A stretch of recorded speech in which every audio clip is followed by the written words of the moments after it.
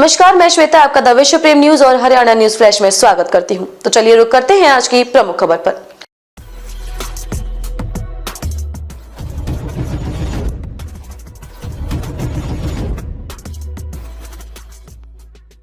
साक्षी मलिक को कांग्रेस सोनीपत लोकसभा से उम्मीदवार बना सकती है, तो क्या सोनीपत लोकसभा से कांग्रेस जीत जाएगी?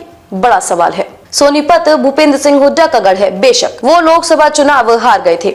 ऐसे में अब की बार साक्षी मलिक को मैदान में उतारना कांग्रेस के लिए फायदेमंद रहेगा या फिर नहीं?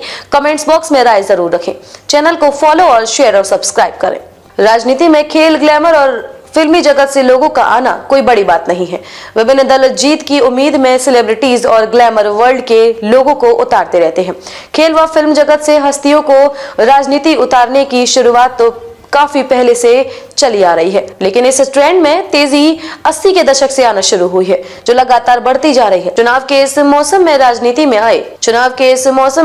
में आए दिन तमाम क्षेत्रों की शख्सियतें उतरती रहती हैं। 2024 के लोकसभा चुनाव में फिर सेलिब्रिटी मैदान में उतरने की तैयारी में है।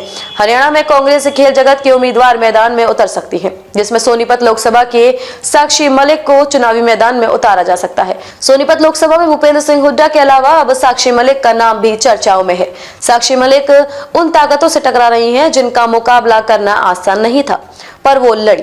पिछले साल जनवरी में साक्षी मलिक, विनेश फोगाट और बजरंग पुनिया ने बीजेपी सांसद ब्रजभूषण शरण के खिलाफ जंतर मंतर पर एक विशाल विरोध प्रदर्शन का नेतृत्व किया था। इन पहलवानों ने ब्रजभूषण पर महिला खिलाड़ियों के साथ यौन शोषण का आरोप लगाया था और उसके खिलाफ कार्यवाही की मांग की थी। अब तक साक्षी मलिक को इंसाफ नहीं मिल पाया है। तो ऐसी ताकतों से लड़ने के लिए पावर चाहिए, तो पावर राजनीति में है। ऐसे में सोनीपत लोकसभा में फिलहाल मजबूत चेहरा नहीं है, तो वो मजबूत चेहरा साक्षी मलिक हो सकती है। सोनीपत लोकसभा जाट बाहुल्य क्षेत्र है। जाटलैंड के प्रभाव वाली सोनीपत हरियाणा को दूसरी सबसे बड़ी महत्वपूर्ण सीट है। इस सीट पर भाजपा के सांसद रमेश कौशिक पिछले 2 बार से सांसद हैं।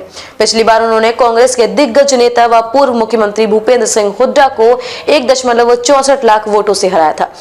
1 दशक से भाजपा का कब्जा होने से पार्टी यह भी मानकर चल रही है कि थोड़े बहुत सत्ता विरोधी लहर हो सकती है। वहीं इस सीट पर जाट वोटरों की संख्या करीब 5.5 लाख है और ब्राह्मण मतदाताओं की संख्या करीब 2 लाख है। राजनीतिक दलों द्वारा सेलिब्रिटीज पर दाव लगाने की वजह समाज में उनके ग्लैमर और क्रेज को कैश कराना है। दरअसल इन लोगों को अपनी फैन फॉलोइंग होती है। लोग उन्हें नजदीक से देखना, सुनना और पास आना चाहते हैं। राजनीतिक दल लोगों की इसी मनोविज्ञान को ध्यान में रखते हुए उन्हें मौका देते हैं। राजनीतिक दल इन सेलिब्रिटीज का 2 तरह से इस्तेमाल करते हैं। कई बार वह अपने दल के प्रचार के लिए इन सेलिब्रिटीज का इस्तेमाल करते हैं, तो ज्यादातर मौकों पर उन्हें चुनाव में उतारा जाता है। यूं तो तमाम दल इन सेलिब्रिटीज को मौका देते रहे हैं, लेकिन इसमें सबसे आगे कांग्रेस दिखाई दे रही है। कांग्रेस के बाद बीजेपी व दूसरे क्षेत्रीय दलों में भी इस नक्शे कदम पर चलना शुरू कर दिया है।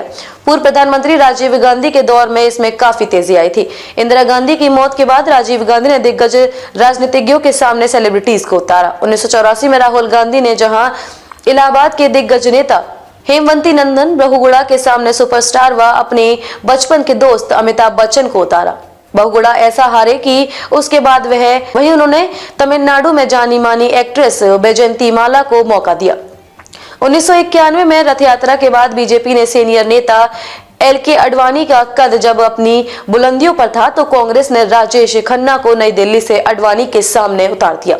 अडवाणी 1500 वोटों से भले ही जीत गए हों, लेकिन नई दिल्ली में उनकी विदाई हो गई। तब से उन्हें गुजरात से ही लड़ना पड़ा है।